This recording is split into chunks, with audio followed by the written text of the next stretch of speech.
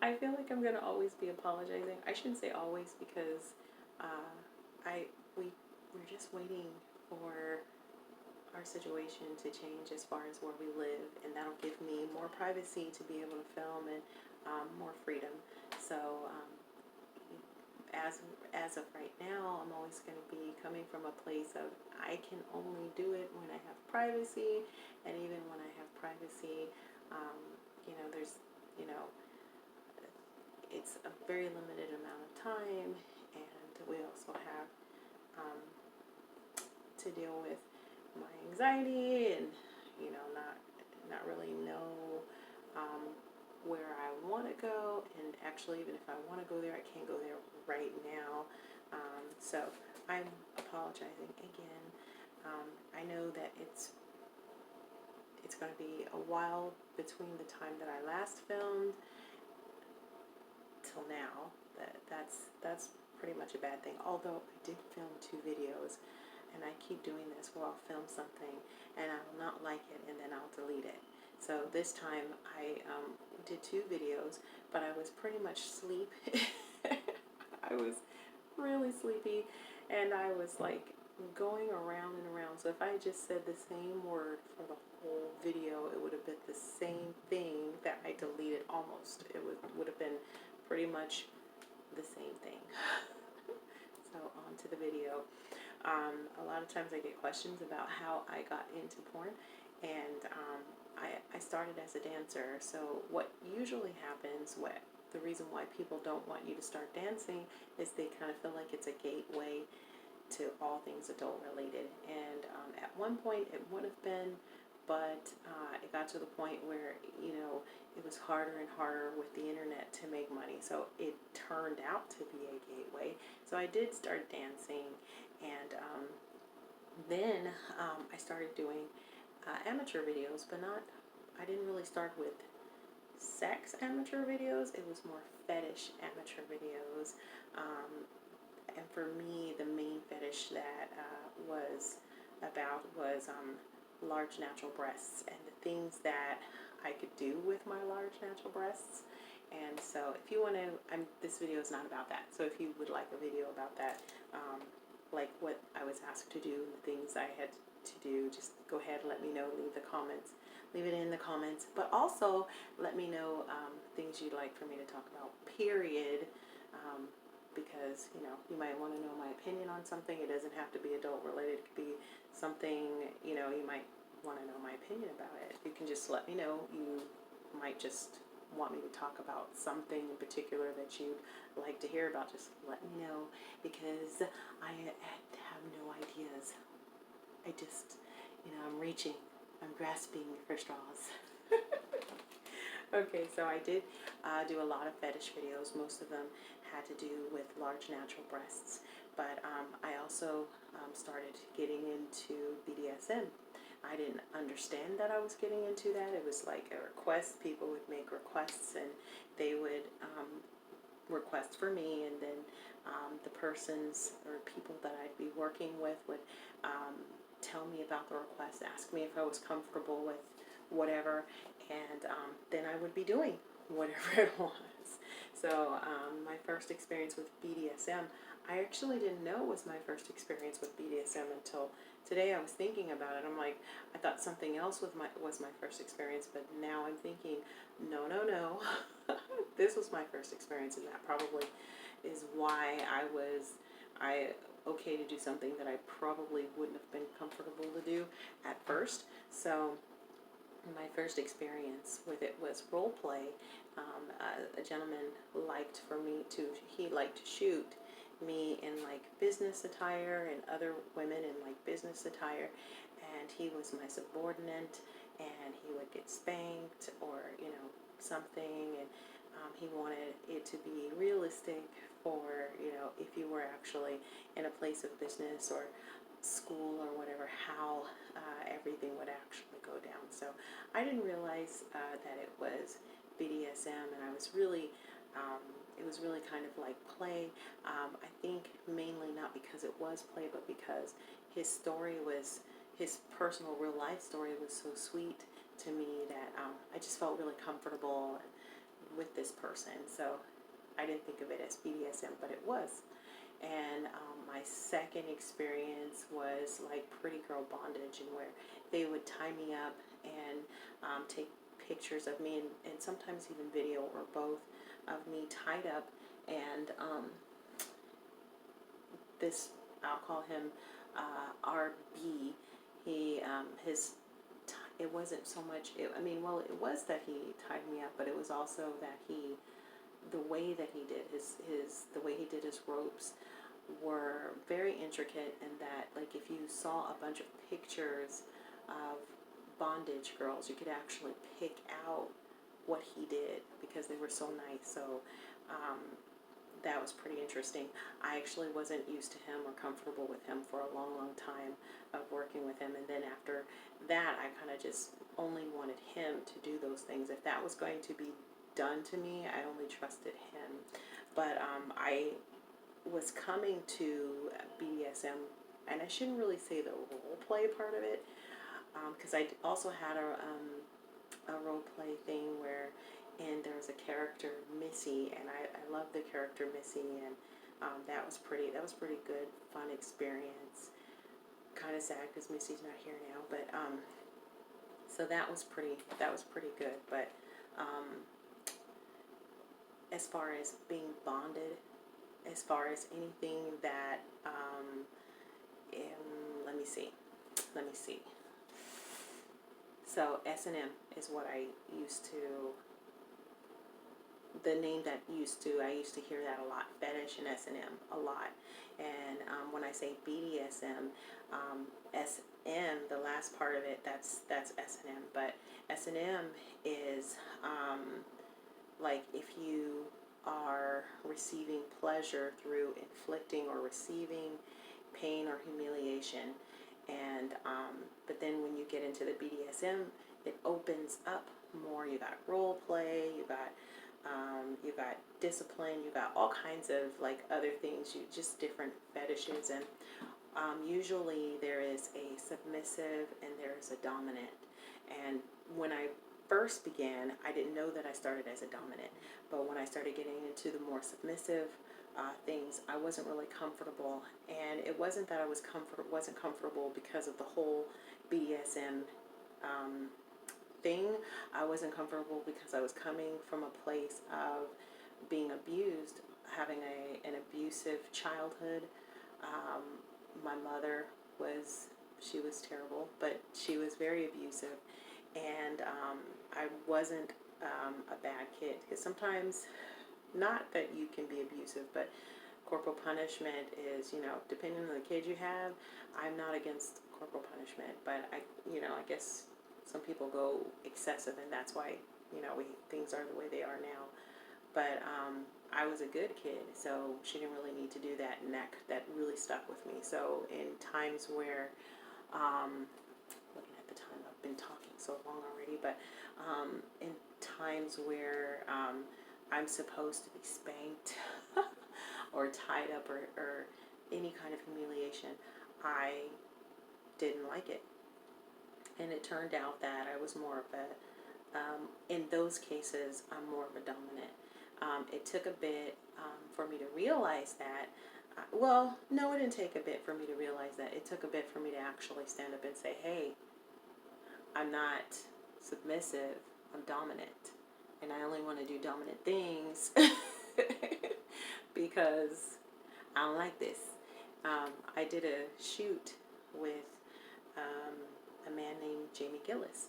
My friend set me up for the shoot, and today I think about it, and for years I feel like I would say to myself, she told me what I was going to be expected, and I couldn't make out in my mind why what I was told I could expect in the shoot didn't really match up with what the shoot was. And I'm thinking, the way, when I talked to her about it later, the way that she worded it, it was like, okay, somewhere in there you told me what I was going to be into, was going to be expecting, and somehow maybe there was a miscommunication. But now I think about it, I mean, I love you, I love her so much, but she lied. She just lied. That's not what the shoot was about. This is what actually made me go, no, no more. I don't want, no, I am dominant. That's it. I walked into the shoot, and I was told it was going to be pretty girl, stuff where you're pretty, nobody's hurting you, you're pretty much being tied up or you're being spanked or whatever, and you're just looking pretty, and whatever role play thing was going on was going on. That's what I thought. And this man walked in, who is a professional porn star, and but this is, I just didn't know what was going to be expected. This man started slapping me. Started anything as far as BDSM, as far as anything having to do with that. I've never had anyone actually touch me like that. I've never, I think the closest I've gone to it is like a spanking, and it was like with a flogger, like, and you could barely feel it. It almost felt like, because it's so big, it was just to look intimidating, but when you actually went and did it, it was actually pretty, oh, okay, that's cool. That's cool, kind of even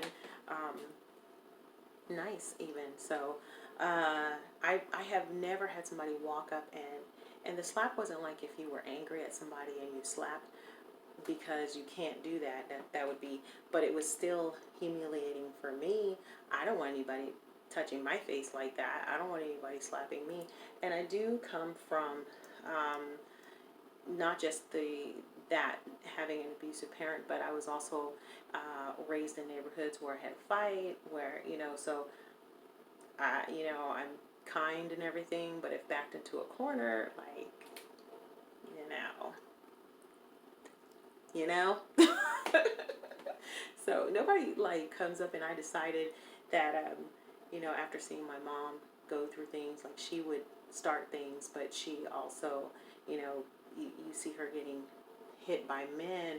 I don't want to ever have a man hit me ever. I just don't want any of that. And so this man comes up to me, and I'm unaware. I'm all smiling. I'm just, in the moment, and I think I know what's going to happen, but apparently I didn't.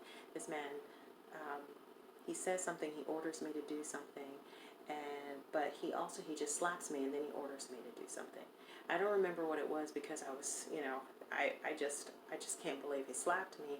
And then he was ordering me to do stuff, continued, and then he would do something. I had to get to my knees. I had to do all this other crazy things, and then very quickly, actually, like it went kind of quick. I just got angry, and I got embarrassed, and I just went after him. Like, I just started everything I learned from him just now. Within this moment, I turned it on him and started slapping him and ordering him to do things. Now, I wasn't trained, so I did some things incorrectly, but I was not appreciative of what was happening, and I was thrown out the window, and I just flipped it on him. Later, I was told that he must have respected me because he doesn't allow people to flip it on him. Later, actually, a different shoot came out of that, and it was a weird shoot. If you want to hear about that, let me know. It's the shoot that came out of that shoot with Jamie Gillis. Just let me know. It's kind of disgusting, but that's the shoot that came out of it. But during this moment, I was so angry, and we changed it around. I was submissive at first, and then he became the submissive. And after that, that's how I knew. So my major thing that I had to be trained to do, because if I was angry, or if I am angry, it's easy for me to do that. If I'm not angry, and I shouldn't be angry, you shouldn't be angry if you're going to be dealing with a submissive. You have to be okay with humiliating people. You have to be okay with touching people, and that's the thing that I had to get trained for, because I couldn't see humiliating people or touching people in a negative way if they hadn't done anything to me. I don't just do stuff like that. And my personality is automatically to see the beauty in someone first, not even in somebody, because you got to know somebody first or get to know somebody first, but the beauty on the outside. So anything that I can see beautiful about a person, like Jamie, he has this beautiful hair, beautiful curly hair, and but that's like one of the first things I saw about him, and that's so, you know, if I'm, it's conflicting if I'm looking at the beautiful thing about you, but I'm expected to say something negative about you or to do something negative to you. There's a fight. So that's what I had to be trained on. I had to be trained. I had to tell myself and that I was doing things that people wanted me to do. And that's the other thing. When you have a submissive, we're the dominant ones, but pretty much it's kind of like they're dominant because they tell us what they want. Like some people just want to serve you. They really just want to serve you. They just want to be your servant. And they just want to make you happy. So you have to create little tasks for them to do. And they do them and they just want lots of praise when they do these things. And some people want to be your servant, but they also want to do little naughty things because they're expecting to be punished. And I had to be trained on how to punish people, and there's specific kind of punishments that people want, and so you really have to get to know your submissive and find out how they want to be, humiliated, or some people want you to say racist things, and this is the other thing, I can't be trained on that. That's something I'm uncomfortable with. So if you like Jamie wanted me to say, on our next shoot, he said to me that, he was Jewish, and I said, and I didn't understand where he was coming from with that, and he was like, oh, you can say racist things to me, and I was like, well, I'm black, why would I want to say racist things to you? Like, I don't want those things said to me. So, I mean, as far as those things, I don't do, but as far as, if someone is telling me, no, I like to be spanked, and how hard they, like some people request to be raped, and how hard they want to be raped, and how aggressive they want you to be. But if my character or my personality is to look for the beauty in you and to, I had to, it's like, it's either me or it's you. So if this is going to be happening, if it's not happening, that's great. I can be myself. If it is going to be happening, one of us is going down, and it's not going to be me. Which is great, because if you want to be the person that's going down, yay! So I had to tell myself, if somebody's telling me they don't want, when I told Jamie he had you have beautiful curly hair, you don't know that, I just told you that. I told Jamie he had beautiful curly hair. He was like, don't do that. Don't do that. He didn't want to hear that. He did, his part of his humiliation is he wants you to say really bad things about him. He wants you to call you out, to call him out of his name, and he doesn't want you to see any beautiful things about him, period. So, I mean, I'm a very complimentive person. Like I see something beautiful about you, I just want to say that. So I can't do that to some people. Some people don't want to. I'll be wasting my time. I'll be wasting their time. I had to tell myself, if someone's telling me they want to be spanked, you're not hurting them because they want to be spanked, and there's a way that you can inflict pain without actually really hurting somebody. Like, it's going to hurt, but not where they can be hurt and cause bruises that are going to be with them for the rest of their lives and everything. So it wasn't really how to inflict pain that I didn't get, or it took me a bit to get. It was, you have to kind of be aggressive and be mean for no reason. But there is a reason. I tell myself, it is a reason. This is this person. This is what they're comfortable with. This is what they requested. But I am the dominant one. I am the dominant one. I can't do the submissive thing. And so, shocking, but there you go. Thank you for watching this video. If there's anything else you want to know about this video, just leave your questions. it's kind of hard to get to the comments because I really do need privacy. Like I tried to do it in front of my daughter. She just wants to tell me about her day. She just wants to sit there and she wants all her attention. She, you know, and I know when we start living, we move, we'll all have our own rooms. Like she'll and her boyfriend, they'll be, you know, they'll have her, you know, they'll have their thing. But right now in this place, we're just right on top of each other. So we're usually here together, and you know, we usually are talking about stuff. Like we're talking about things that we watch. We're talking about, you know, things that are going on now with our government. We're talking about makeup. We're talking about all kinds of things. And she wants her attention, and sometimes we're just watching anime together or something like that. So it's difficult to get videos out, and there's, you know, stuff that we have to do too without a car. So we have to make that happen. Anyways, thank you for watching this video. Actually, I didn't want it to be this long, but it is. I'm sorry. Okay, bye.